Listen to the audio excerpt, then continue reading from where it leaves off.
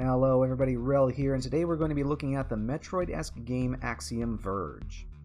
The term Metroidvania gets applied to a lot of games nowadays, but it's rare that a game goes all out in attempting to recapture the feel of the original, and even more rare that it succeeds.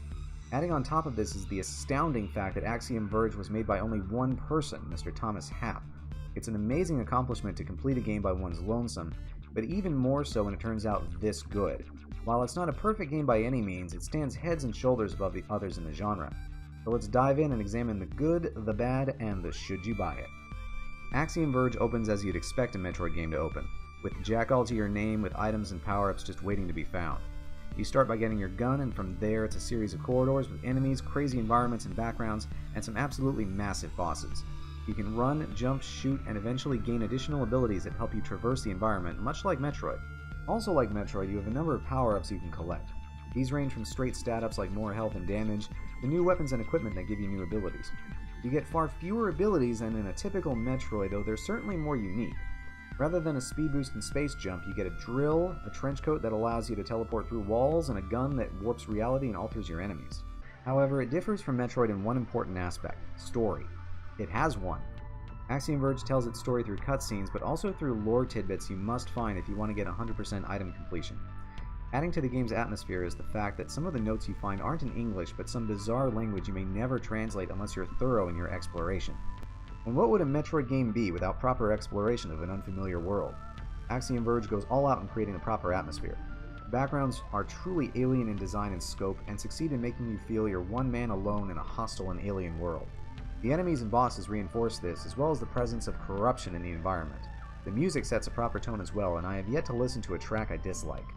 That isn't to say the game is without flaw. Whereas Metroid gives you relatively few weapons, here you can find up to 20 different guns, including the starter gun. Now here you might be thinking, why is that a bad thing? More guns equals good. Not exactly.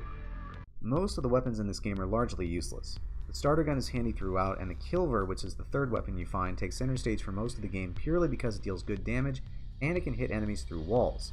Because of this, most weapons you'll find either don't do significantly more damage, or are less useful due to how they fire, or both. In fact, it's not until the latter half of the game before you start seeing weapons that supplant the Kilver for regular use. It would be better if these other weapons had more situational uses throughout the game, but most end up being ignored except in cases of personal preference. So why is this a bad thing? Well, imagine finding a shiny new item and then realizing that you found yet another weapon you'll try once and then shelve. It's pretty disheartening.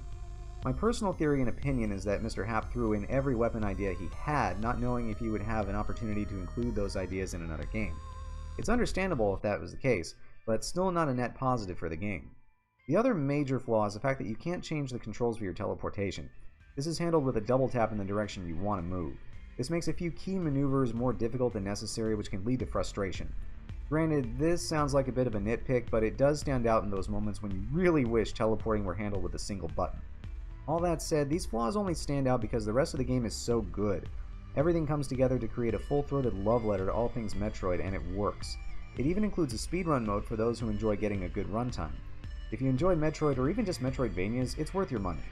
Axiom Verge is priced at $20 American and is available on most major platforms including Steam, PlayStation 4 and Xbox One, and even Mac and Linux. Unfortunately, the game rarely goes on sale, but it's worth it even at full price. If digital downloads aren't your thing, a physical version is going on sale this year. Thanks so much for watching. If you enjoyed this video, check out my full Let's Play of Axiom Verge on this very channel. Subscribe if you want to see more reviews in the future, and I will see you guys next time.